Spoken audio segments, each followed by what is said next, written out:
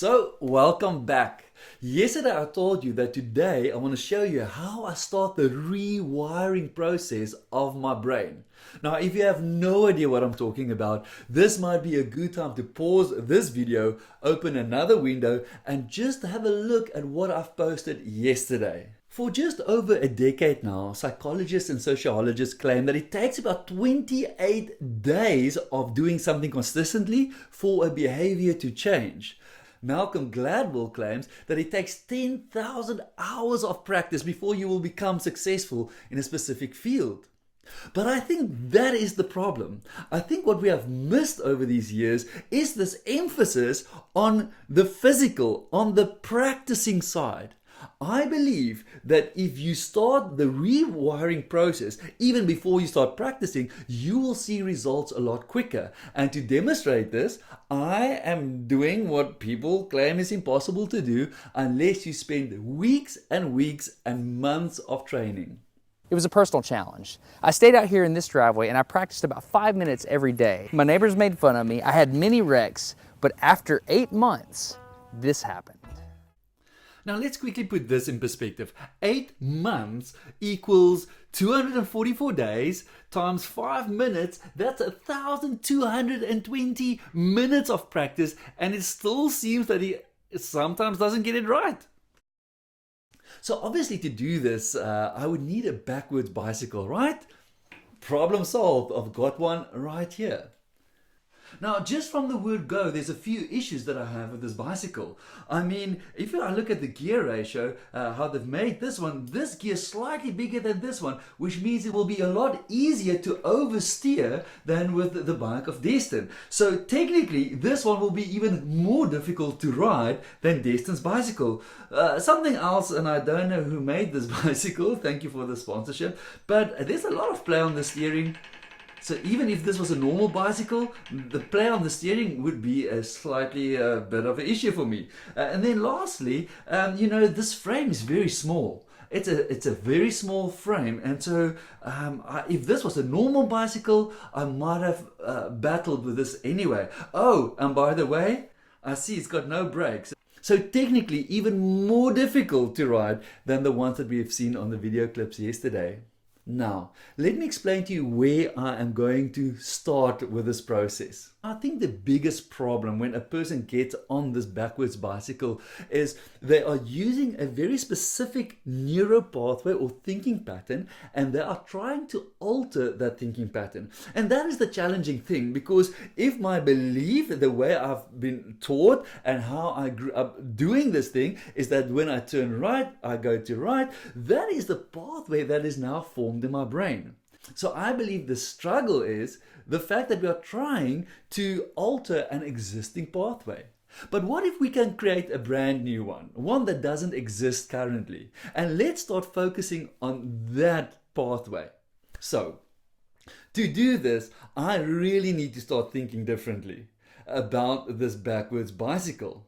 From today onwards, I cannot refer to that thing as a bicycle anymore. We need to come up with a new name. What will we call it? Something, I don't know, the name that pops into my head is a Cyclops. I don't even know what a Cyclops is. Let's quickly Google Cyclops. Okay, so it seems like a Cyclops is a one-eyed monster. Okay, so then let's call that the one-eyed monster or our Cyclops from now on. Remember, I cannot think bicycle anymore. That is not a bicycle. That is a Cyclops. So from today on, I'm going to talk about Cyclops, and I will go Cyclopsing on it whenever I go for my first ride. All right, so that's maybe the first thing that we need to think about. The second thing, when I think about the difference between a Cyclops and a bicycle, is it's all about the steering, right? I mean, that's the major difference. So we need to think different about the steering as well. How would we do that? How about this? If I mean, when we think about a bicycle, we think about turning, right? You turn left or you turn right. So we can't use the word turn anymore, or even the word steer left, steer right. We can't use those words. But how about pushing? I mean, if you think about it, if I push myself away, I go in the opposite direction of what I'm pushing. So if I can take the handles and I push to the right, I will go left, and if I push to the left, I will go right. Okay, so this is where we're going to start. We're not going to fight the existing thinking pattern of, oh, that's a bicycle, I need to figure it out. We don't think about that anymore. That's not a bicycle. The one that we've got, we've named it, we've baptized it as Cyclops, and we're not thinking of steering left or right. We will be thinking of pushing. So when I want to go left, I need to push right. When I want to go right, I want to push left. Now, all I'm going to do now for 2 minutes, and this is where the rewiring starts.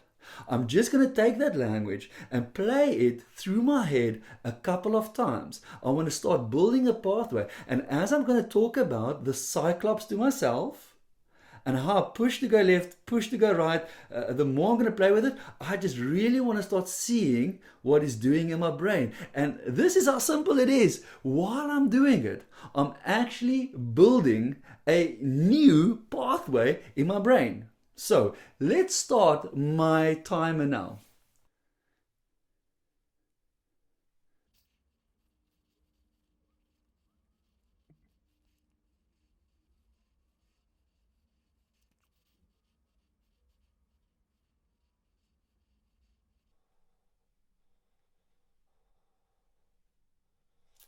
Now, that might have looked ridiculous to you, but that's your issue, not mine. My issue is to get my brain rewired so that I can take a ride on the Cyclops.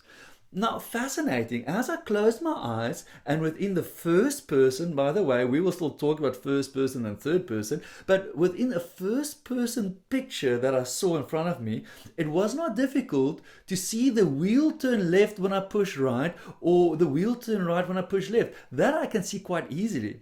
It's fascinating that my problem is as soon as it becomes center. So as soon as the wheel is centered, it's as if my brain, there's some glitch there. And I think potentially what it is that if I do have the handlebar center, it looks exactly like a bicycle. And so in other words, the dominant pathway, which is the bicycle one, I can jipper that slightly when I think about the Cyclops and how we push to get the wheel to point to a different direction. But as soon as it's center, it feels like it jumps back to the old pathway and it's just a normal bicycle. So it does seem that I've got some work to do. But I still believe it's better to do it in here, in the simulator, than actually practicing on the Cyclops out there on the road. And there's a big reason for it, and maybe tomorrow or the day after I will share with you the reason. But for tomorrow, I want to continue this journey with you, and I want to share a few elements that will really help building this new neural pathway for my brain. So see you tomorrow.